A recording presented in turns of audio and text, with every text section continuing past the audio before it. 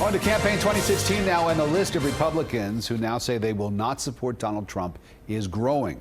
Current and former Florida lawmakers are front and center, saying the presumptive GOP nominee does not represent their views. Friday, Congresswoman Ileana Ros-Lehtinen added her name to the Never Trump list. So did former governor and presidential candidate Jeb Bush. Congressman Carlos Curbelo's on it. Former Senator Mel Martinez is too. Nationally, it was Republican Speaker of the House Paul Ryan's Trump rebuke that opened the floodgates. Paul Ryan, I don't know what happened.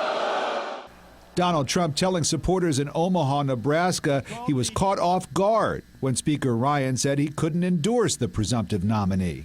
He was congratulating me on doing so well. I figured routinely he'd be behind it, and he, the other day, just did a big surprise. The Republican chairman is suddenly having to play the role of peacemaker. I'll talk to Paul, and we'll try to work on this. Evidently, he was successful. Late word that Trump and Speaker Ryan will meet next week in D.C. Ryan tweeted that he was looking forward to it.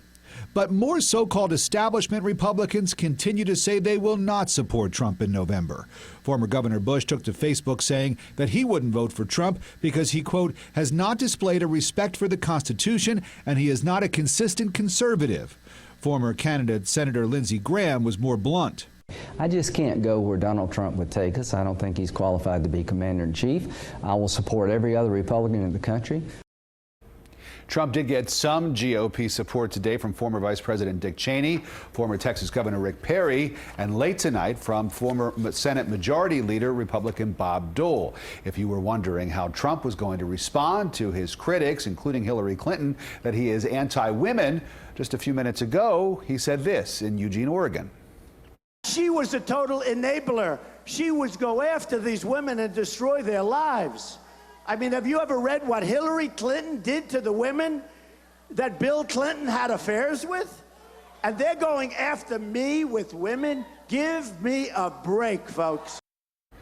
And there is much more on today's developments in the race for president on our website. We've got the complete statements released today, as well as a lot more of the sound from the players involved. It's all there for you 24/7 at CBSMiami.com.